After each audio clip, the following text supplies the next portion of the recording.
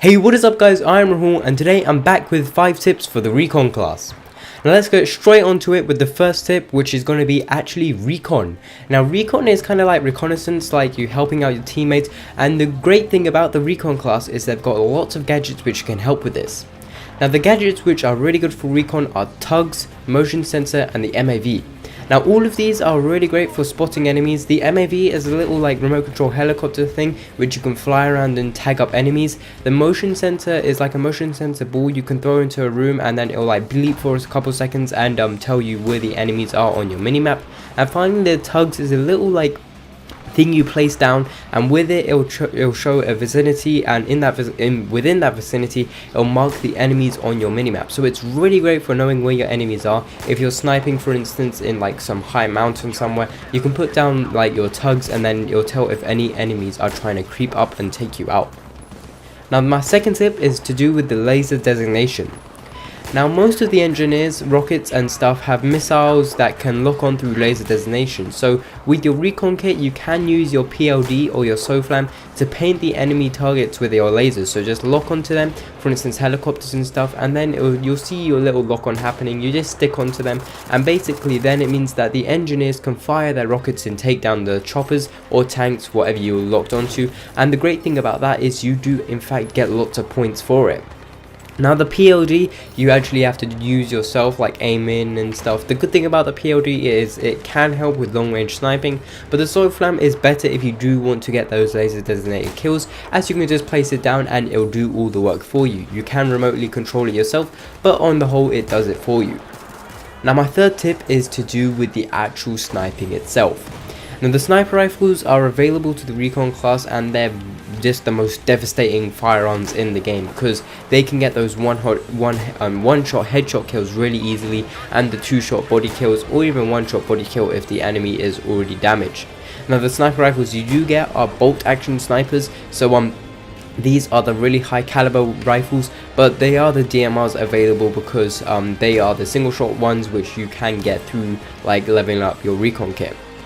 Now the Recon class has the ability to zero your sniper rifles. This will be really great for long range sniping, and also you have that rangefinder attachment which you can put on your snipers, which can make zeroing and getting those long range kills even more easier. So it's really lethal at long range, all the sniper rifles, and I've actually got some tips and tricks for long range that I uploaded previously on my channel if you want to have a look at that. So sniping, you can just like make sure all your buddies are safe when they're going into like a rush MCOM area place, and you're going to be really great.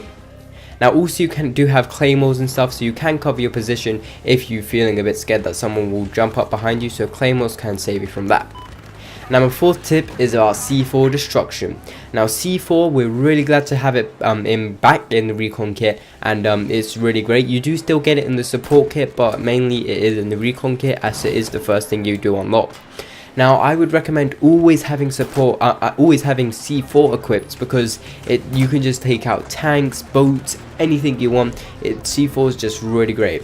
As well as this, you can also blow holes through walls, so you can get to different places. And C4 on the whole is just a really nice little piece of equipment to use. You can also activate some of the evolution elements, such as the dam exploding in Flood Zone. Finally, my fifth tip is about Spec Ops. Now that the Recon class has the access to shotguns, DMRs and carbines, it gives the class a much more offensive kind of role in the game. So instead of just sniping, you can consider slipping behind enemy lines and actually taking out all the objectives and collecting intel, because of the fact that you do have shotguns, DMRs and carbines. So just bear that in mind, because in Battlefield 3 we only had shotguns and PDWs, but now with like carbines and DMRs we can be a little bit more devastating with firepower than we were in Battlefield 3.